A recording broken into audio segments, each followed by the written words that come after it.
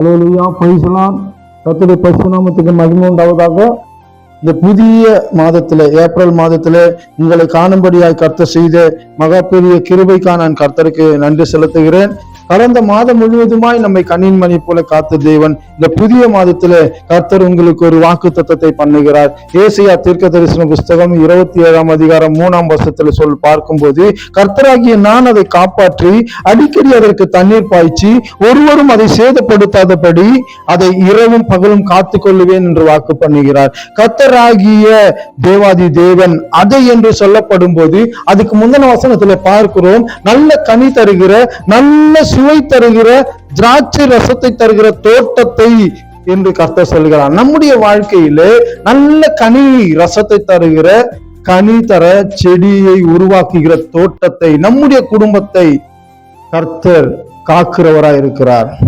எந்த ஒரு தீங்கும் ஏற்படாதபடி, எந்த ஒரு பிசாசின் போராட்டமும் வராதபடி, நமக்கு தொல்லை, கஷ்டங்கள், அவமானங்கள், நிந்தைகள் வராதபடி, வியாதியின் கூறுகள் நம்மை அண்டாதபடி கர்த்தர் நம்மை காக்கிறவராய் இருக்கிறார். ஹல்லேலூயா. அவர் எப்படி காப்பாற்றுகிறார் என்று பார்க்கும்போது, யோவான் சுவிசேஷம் 4 அதிகாரம் 14 வசனத்தில், நான் கொடுக்கும் தண்ணீரை குடிக்கிறவனுக்கு ஒரு காலம் தாகம் எடுக்காது. நான் அவனுக்கு கொடுக்கும் தண்ணீர் அவனுக்கு நித்திய காலமாய் ஊறுகிற நீரூற்றாயிருக்கும். அந்த ஜீவ தண்ணீரை கர்த்தர் நமக்கு பாய்ச்சி, ஜீவ தண்ணீரை, நித்தம் நித்தம் ஜீவ தண்ணீரை, வசனமாகிய ஜீவ தண்ணீரை நமக்கு பாய்ச்சி கர்த்தர் அதை உரமிட்டு பண்படுத்தி நம்மை பாதுகாக்கிற கர்த்தர் நம்மோடு கூட இருக்கிறார். இந்த நாளில இந்த வாக்கு உங்களுக்கு கர்த்தர் கொடுக்கிற ஏசாயா தீர்க்க தரிசன புஸ்தகத்திலே 27 அதிகாரம் 3 வசனத்துல அவர் உங்களை காப்பாற்றுகிறார்.